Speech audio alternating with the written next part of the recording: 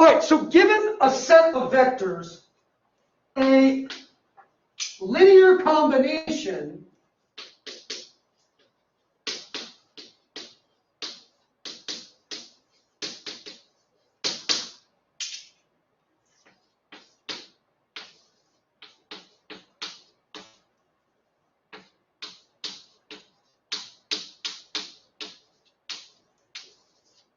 of this set of vectors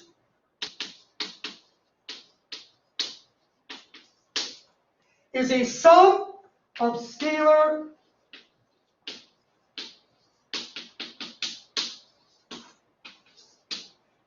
multiples of these vectors.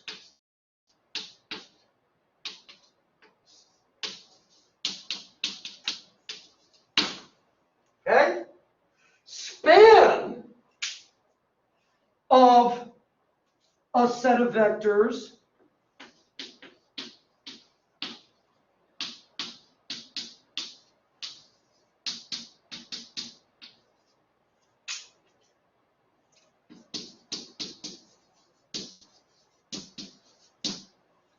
is the set of all linear combinations.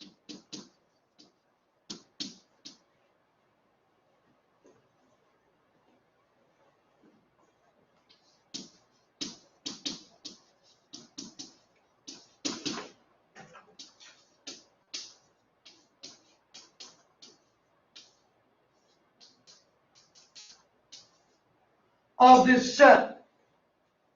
We said that span is always a vector space.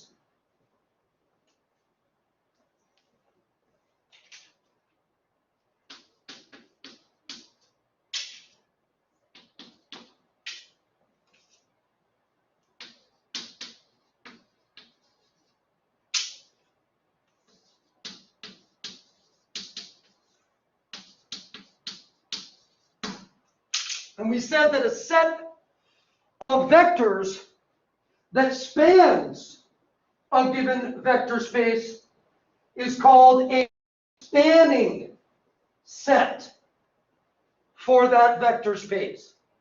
Spanning set. All right, so as an example, we could consider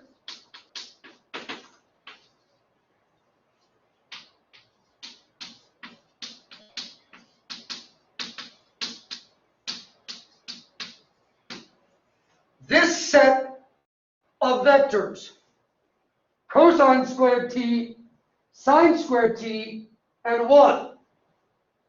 And I could say is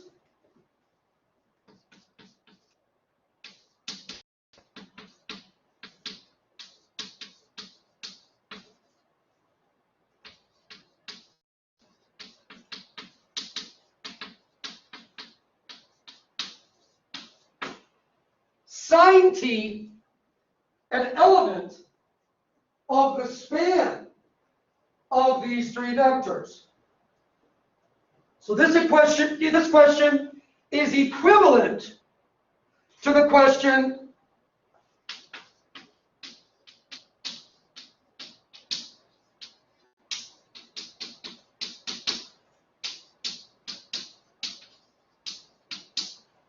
do real numbers C1, C2, and C3 exist such that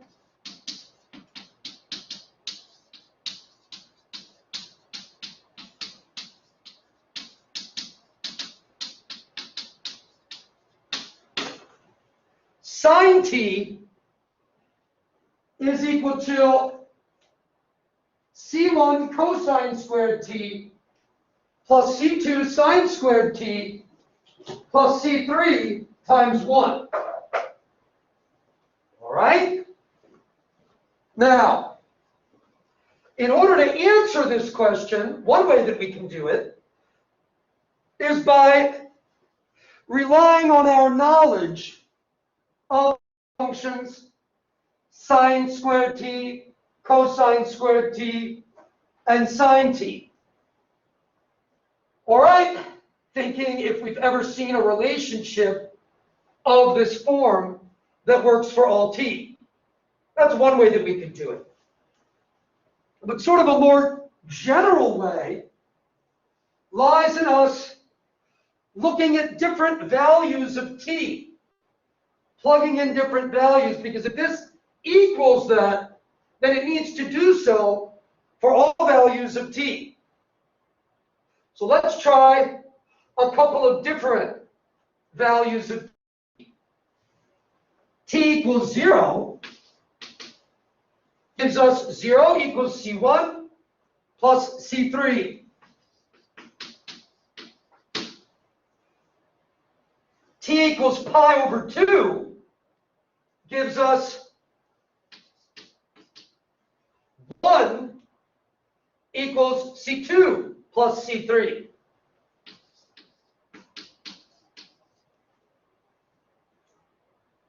Plugging in t equals pi just gives us the first equation again.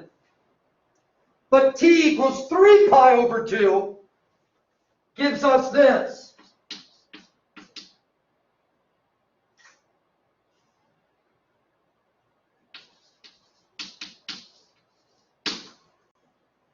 And that's a bit of a problem. C2 plus C3 cannot both equal 1 and negative 1. So this would imply that there's no solution to this system of equations, meaning that the answer to this question is no. Okay?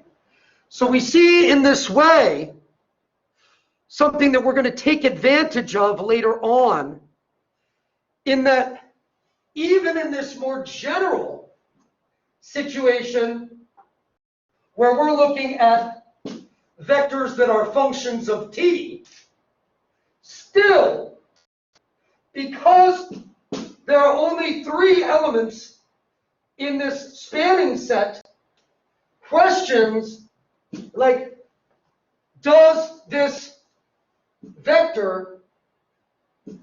is this vector in this vector space, still come down to systems of equations of numbers. Okay? All right, so at any rate, this is not an element of this vector space. All right, so what about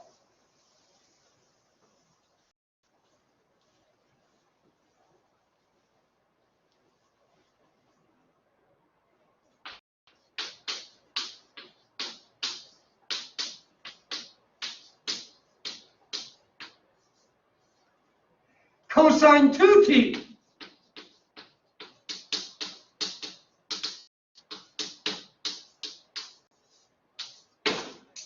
Is that an element of the vector space? Well, we could do the same thing. But here it's going to be even easier for us to just depend on information that we already have about these functions.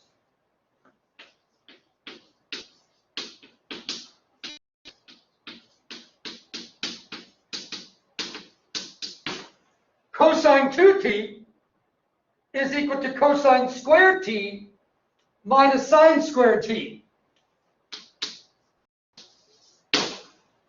So the answer to this question is yes. We could do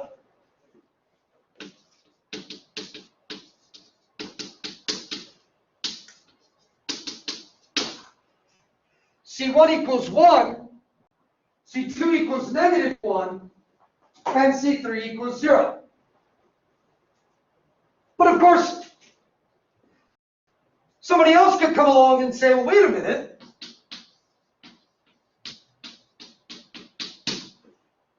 Cosine 2t is also equal to 2 cosine squared t minus 1. So that gives me a second set of weights a second linear combination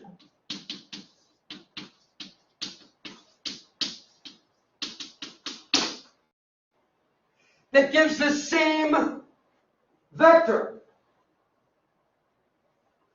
So if I was to now call these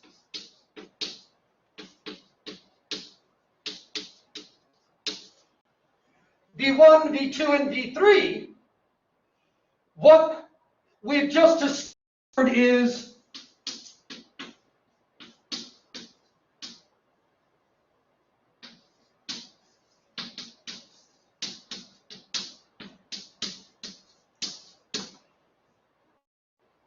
V1 minus V2 is equal to 2V1 minus 3.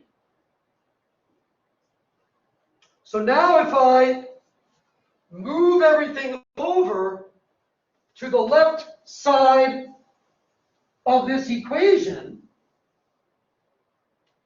I would find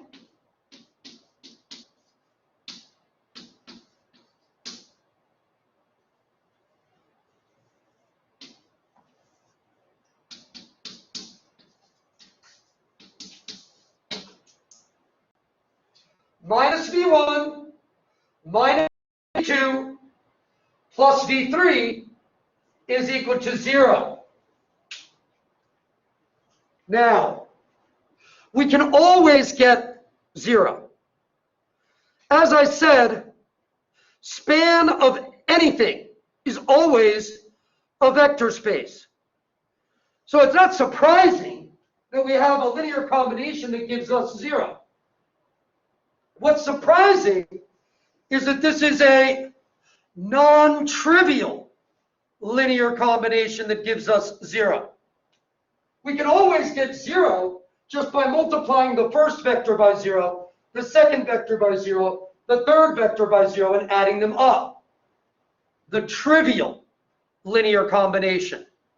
But here we have a non-trivial linear combination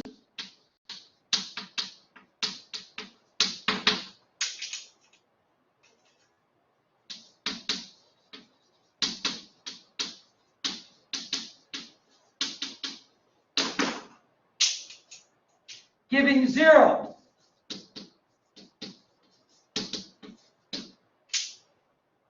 All right, the existence of such a non-trivial linear combination that gives 0 implies that anytime you can write any vector as a linear combination of these three vectors, you can do so in an infinite number of ways, not just these two ways. All right? So the reason for that is cosine 2t is equal to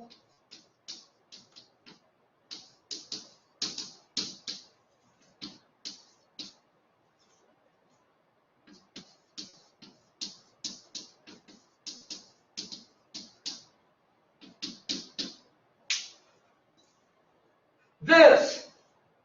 And this is true for arbitrary real number c. All right?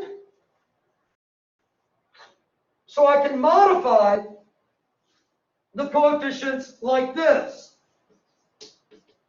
C1 equals 1 minus c. C2 equals negative 1 minus c. And C3 is equal to c. So there are an infinite number of distinct linear combinations of V1, V2, and V3 that all give me the same vector. This set is linearly dependent.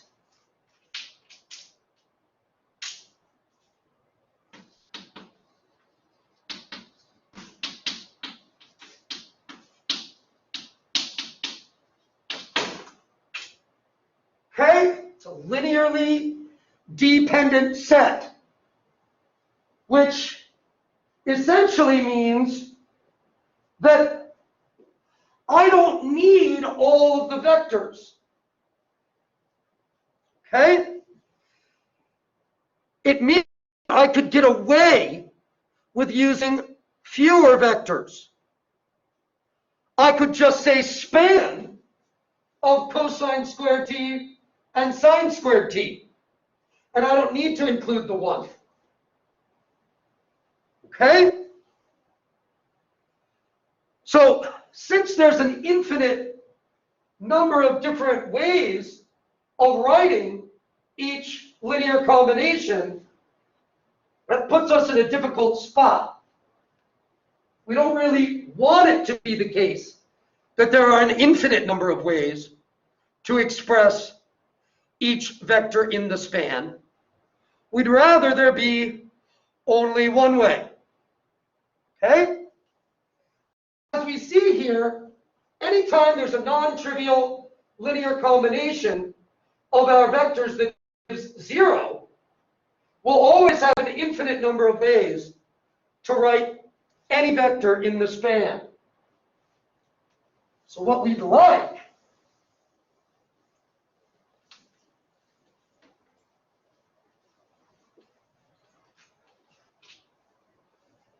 is to have a linearly independent spanning set.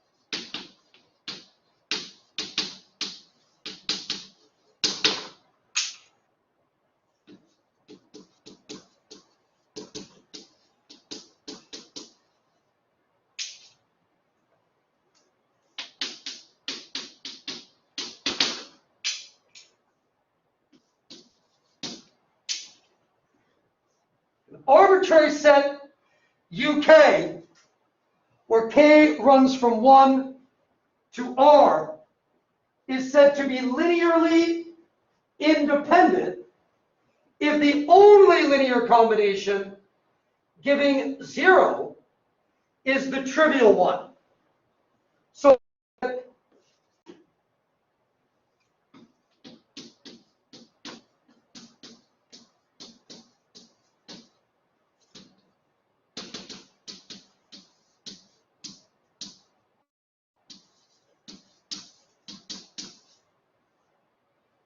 this linear combination equals 0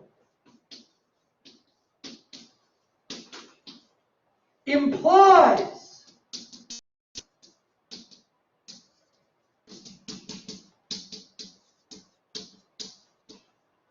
all of the coefficients are 0. We can immediately see, just by writing down one linear combination equals another linear combination,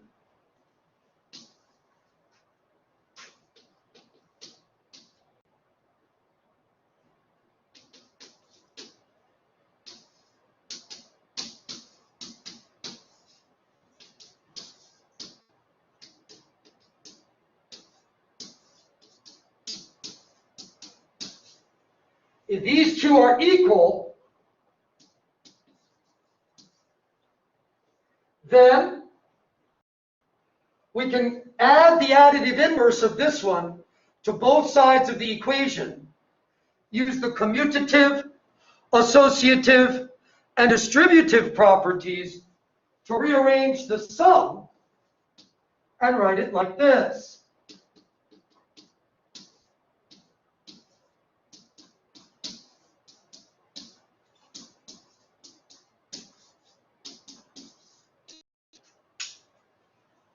All right?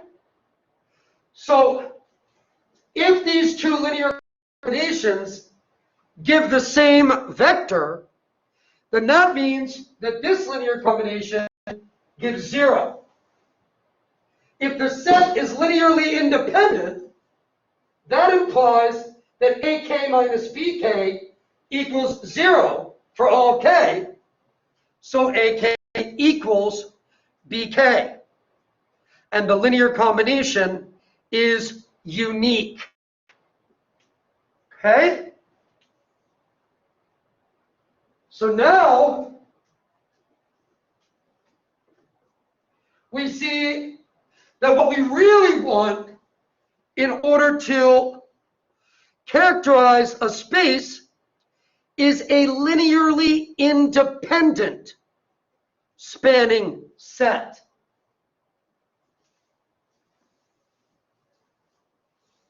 A linearly independent spanning set is called a basis.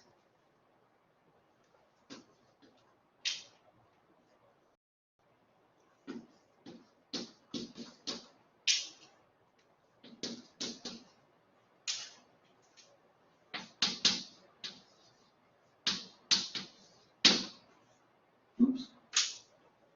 Linearly independent spanning set.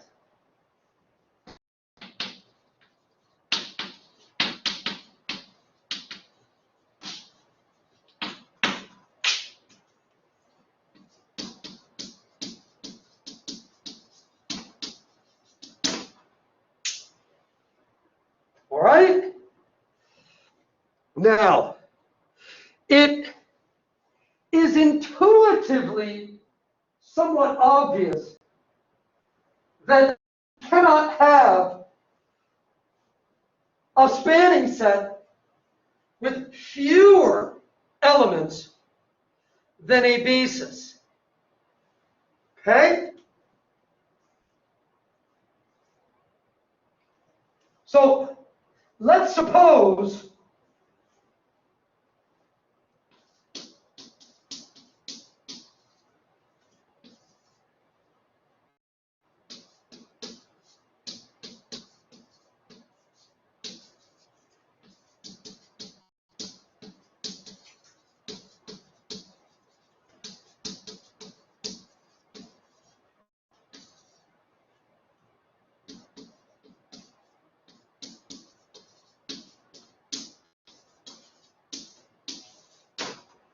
that V1, V2 spans the same space as U1, U2, and U3. Okay? Well, if we look here, these three vectors, since they're a spanning set for the same space that this is a spanning set for, that means that these vectors must be able to span these vectors. So that means I can write U1 as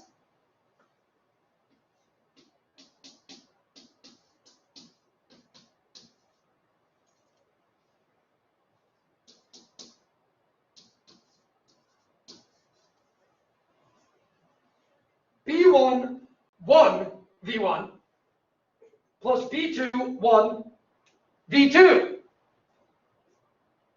Same thing for the U, for U2, and for U3.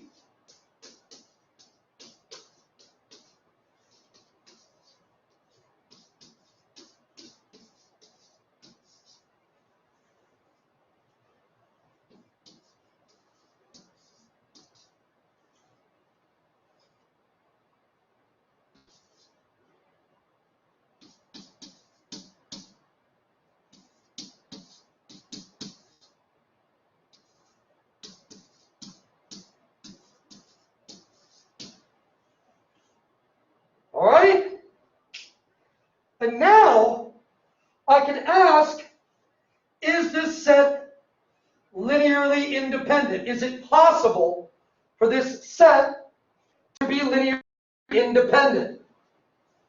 Well, what would it mean? I'm looking for a linear combination that gives 0. Okay, so I could say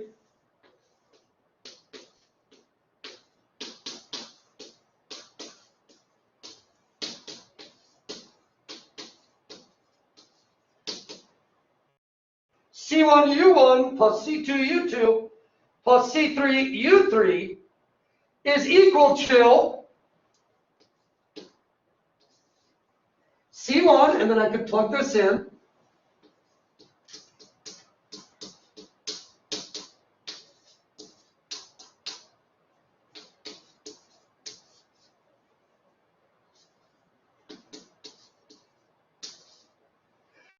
C2, and I would plug that in,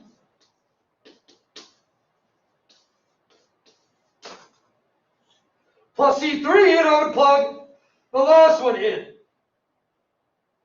Now I can rearrange these terms by the V's. So I could say this is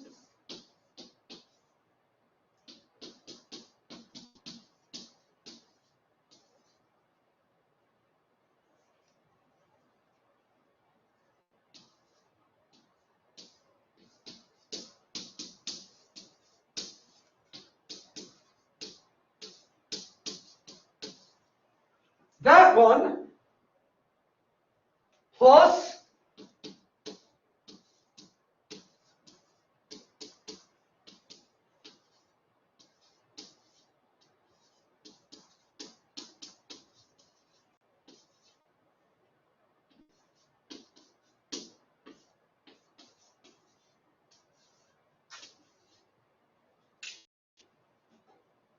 that one. All right, and if this is a basis, then it's linearly independent. And that would mean that this equaling 0 implies these two are equal to 0. But even if V1 and V2 were not linearly independent, any coefficients, C1, C2, C3, that make this 0 and that 0 will make this 0. Okay? And so now I'm left with a system of equations in numbers.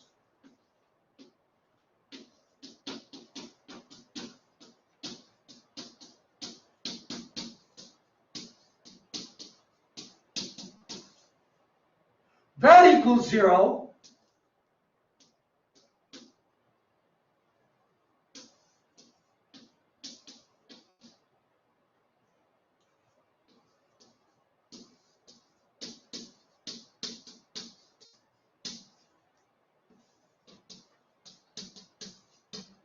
And that equals 0.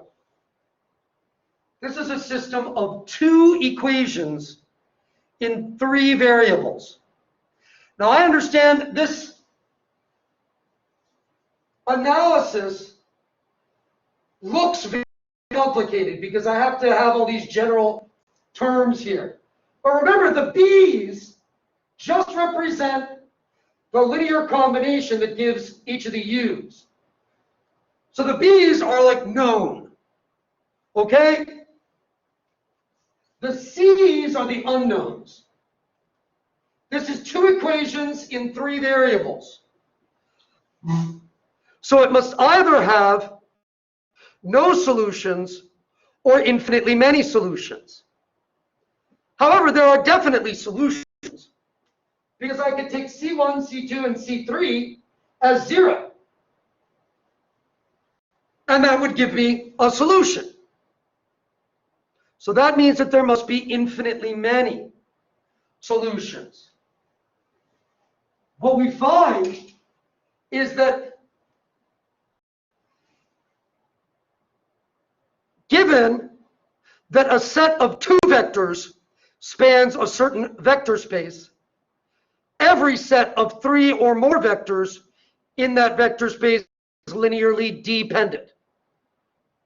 Okay?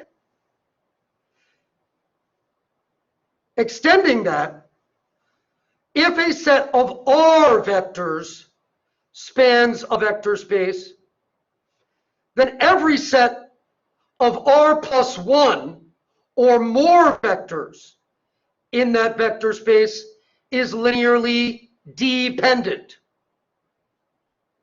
Okay?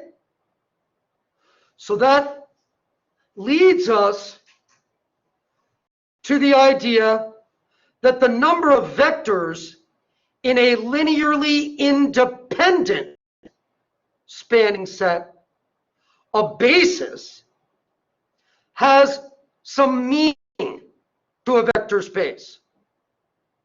It's the fewest number of vectors that can possibly span that vector space. Because since it's linearly independent, I can't ever have fewer vectors span that vector space. Because if I had fewer, then that set would be linearly dependent. The number of vectors in a basis of a vector space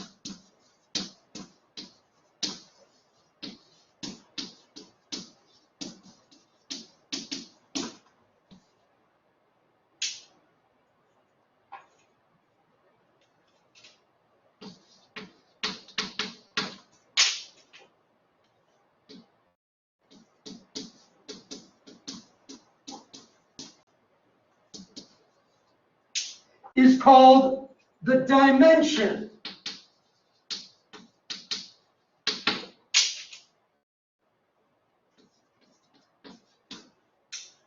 of that vector space.